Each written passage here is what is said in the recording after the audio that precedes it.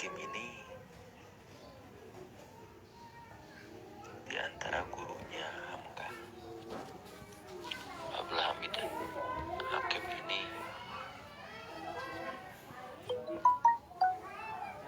kalau tidak salah dia orang Sumatera Barat, orang Padang. Dan beliau pun telah mengarang satu kitab selain daripada usul fikih, di antaranya adalah kitab Tahdhibul Akhlaq, untuk membenahi akhlak manusia. Hebatnya karangan beliau dalam kitab usul fikih ini As-Sulam. Beliau memulai dengan satu ungkapan stimulan, motivasi, dan begitu hebatnya ungkapan tersebut. Beliau katakan di sana, "Idza sabatatil usul," apabila usul pokok atau landasan dasar telah terpatri di dalam hati sanubari, maka akan terpancarlah dari lisan beberapa ragam cabang. Terkait dengan hal ini tentu membutuhkan kepada penjelasan. Kemudian selanjutnya beliau mengemukakan Az-Zakiyu, orang yang cerdas. Ini bisa paham dengan sekali lihat apa yang tidak dipahami oleh seorang yang bodoh dengan ribuan kali melihat. Tentunya ungkapan ini menyambung dengan ungkapan yang sebelumnya. Artinya perbedaan orang yang memahami landasan dasar itu adalah orang yang cerdas, sehingga dalam satu kali memandang dia bisa menyimpulkan, memahami. Berbeda halnya dengan orang yang tidak mengetahui, orang yang bodoh. Walaupun dengan ribuan kali melihat, tetapi tetap saja dia tidak dapat memahami apa yang dia lihat, dan juga tidak bisa menyimpulkan apa yang dia pandang. Terkait dengan apa yang dikatakan tadi, yang dimaksud dengan apabila sudah terpatri dalam hati sanubari usul atau landasan dasar, yang dimaksud dengan usul landasan, misalkan salah satu usul atau salah satu landasan dasar yang telah disepakati dan ini sudah teruji dalam kalangan ulama usul fikih, kaidah al-masyaqqatu tajribu taisir, kesulitan itu mendatangkan kemudahan. Artinya ketika seorang mengalami kesulitan, maka ada dispensasi, ada keringanan, ada kemudahan. Tentu hal ini perlu kepada contoh-contohnya. Nah, dari usul ini atau dari landasan ini dapat ditarik beberapa hukum puru yang dimaksud dengan puru, seperti pada ungkapan stimulan yang di atas, yaitu terkait dengan akan terpancar dari lisan beberapa ragam cabang. Yang dimaksud dengan puru itu artinya terkait dengan hal ini adalah kasus-kasus yang dialami oleh masyarakat. Antara lain dalam hal ini yaitu dari kaidah yang tadi al-masyaqqatu tajribu taisir, bahwa kesulitan akan mendatangkan kemudahan. Contohnya, antara lain dibolehkan seseorang puasa pada bulan Ramadan. Alasannya adalah apabila orang tersebut dalam safar atau dalam perjalanan. Ini dispensasi keringanan bagi orang yang melakukan ibadah saum. Lalu kemudian ketika dia safar ada dalam perjalanan, bukan di rumahnya sendiri, ini ada keringanan toleransi orang untuk membatalkan saum. Namun tentunya Al-Quran menyatakan wa antasumu khairun lakum, saum itu lebih baik bagi kalian. Artinya menunjukkan bahwa ketika safar namun tentunya tidak merasa berat dan berani sampai membahayakan, mengapa tidak untuk terus melakukan ibadah saum, karena itu dipandang khairul lakum, lebih baik bagimu. Kemudian contoh yang lain, dibolehkan bertayamum ketika seseorang mengalami sakit. Tentunya sakit ini sakit yang apabila kena air akan bertambah parah terhadap sakitnya. Dengan demikian memberikan dispensasi, memberikan toleransi, memberikan keringanan. Islam memberikan keringanan kepada orang yang sakit ketika dia mau melakukan ibadah sholat dengan jalan dengan solusi bertayamum.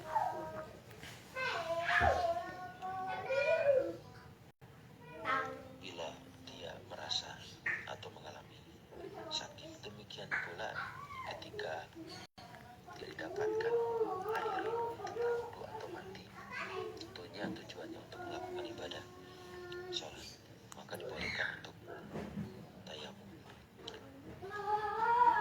Kemudian contoh yang lain, orang ketika sakit kemudian dia akan melakukan ibadah sholat tidak mampu untuk berdiri, maka diberikan dispensasi keringanan dengan cara duduk. Demikian pula ketika dia tidak bisa, maka dispensasi keringanannya dengan cara berbaring. Dalam hadis itu diungkapkan manis tatoa, siapa yang mampu untuk melakukan sholat dengan cara berdiri, berdirilah. Bila tidak mampu dengan cara duduk, bila tidak mampu dengan cara berbaring. Itulah contoh-contoh pengambilan atau contoh-contoh buruk kasus-kasus yang diambil dari usul, yang diambil dari landasan kaidah kuliah atau kaidah umum yang telah disepakati. Kaidahnya al-masyaqqatu tajlibu taisir, bahwa kesulitan akan membawa kemudahan. Ini juga dilandasi dengan Quran. A'udzubillahi minasyaitonir rajim. Inna ma'al usri yusran. Sesungguhnya bersama kesulitan ada kemudahan. Dalam ayat ini yang pertama perlu kita perhatikan dengan menggunakan al-usru, alif lam, yang menunjukkan bahwa kesulitan itu sedikit. Sementara pada kata yusron itu dengan pakai nakiroh, artinya menunjukkan umum, berarti menunjukkan banyak. Artinya solusinya banyak, jalan keluarnya banyak. Kemudahan itu lebih banyak dibandingkan dengan kesulitan. Dalam uraian yang akan dibahas terkait dengan urusan ini, usul fikih, dalam kitab Abdul Hamid Hakim saja, itu ada bagian pertama tentang usul fikih, kemudian pendahuluan yang terdiri dari 2 pasal. Pasal pertama tentang definisi usul fikih, kemudian topiknya, kemudian faidah untuk mempelajari usul fikih. Apa yang dimaksud dengan usul? Apa yang dimaksud dengan usul? Usul itu jamak dari aslun. Secara bahasa atau secara etimologi, mabuni alaihi ghairu. Asal itu dasar, pokok, pangkal. Secara bahasa adalah fondasi, dasar yang di atasnya dibangun sesuatu, atau artinya sederhananya adalah tempat berdirinya sesuatu. Jadi yang dimaksud dengan usul artinya tempat berdirinya sesuatu. Seperti fondasi bagi dinding tembok, ini sebagai asas, sebagai dasar tempat tegaknya rumah, tempat tegaknya dinding, itu dikatakan fondasi. Kemudian pangkal pohon, yaitu ujungnya menancap ke tanah. Artinya akar pohon adalah tempat tegaknya pohon. Maka usul fikih ini adalah asasnya. Usul ini landasan sebagai asas dari sesuatu. Fondasi dasar bagi sesuatu. Artinya sebagai pijakan, sebagai panduan, sebagai rujukan, sebagai protap, prosedur penetapan, sebagai SOP standar operasional.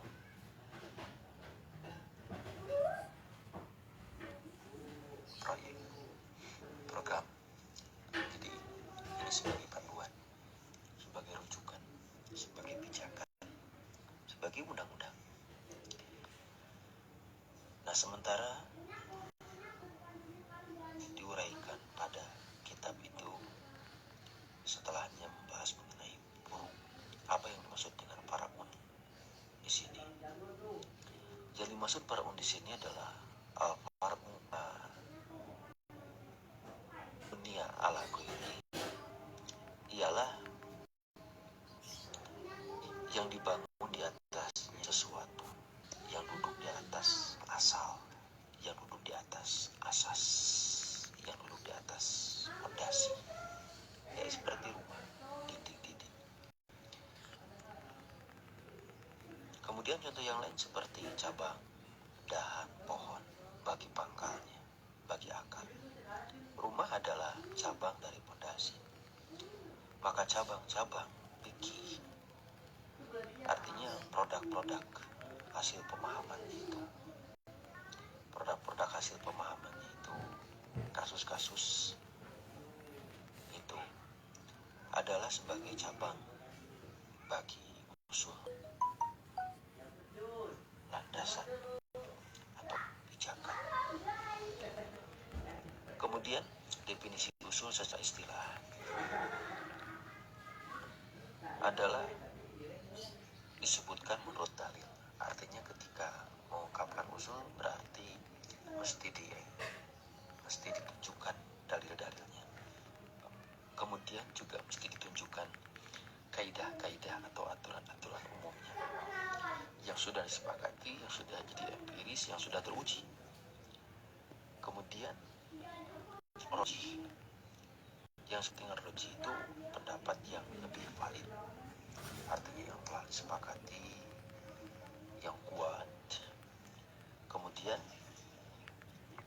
mustasab, artinya memperlakukan satu hukum masa lalu sebelum ada yang mengubah hukum tertentu, hukum kemudian memperlakukan hukum yang lalu sebelum ada yang mengubah hukum yang sekarang, sebelum ditetapkan hukum yang baru.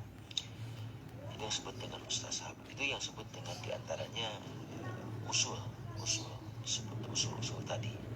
Nah, ini contoh-contohnya usul.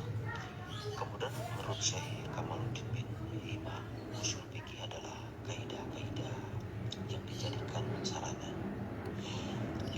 sarana atau sebagai alat untuk menggali hukum fikih,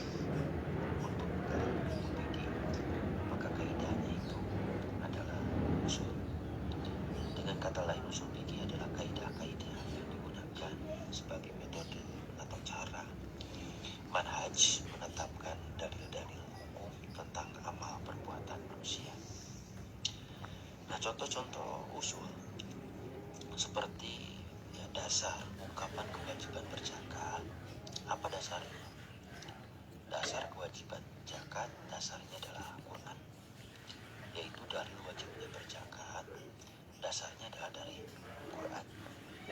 Seperti dalam surat Al-Baqarah ayat 43, wa aqimus sholata wa atuz zakat warka'u ma'a raki'in, dirikanlah sholat, tunaikanlah zakat, dan rukulah beserta orang-orang yang ruku. Jadi pada ayat itu disebutkan salah satunya adalah kewajiban zakat. Dasarnya adalah Quran. Kemudian dasar dibolehkan memakan bangkai, artinya hewan darat yang halal, mati bukan karena disembelih, itu bangkai. Berbeda halnya dengan hewan laut atau ikan, itu bukan kategori bangkai. Kalau bukan kategori bangkai yang haram untuk dimakan. Bagi yang mengalami keterpaksaan, ini adalah bertentangan dengan hukum asal dasar, yaitu kaidah umum yang mengatakan bahwa semua bangkai haram. Jadi kalau ada orang yang makan bangkai karena keterpaksaan, tetap saja hukumnya haram. Dengan kaidah umum, semua bangkai adalah haram.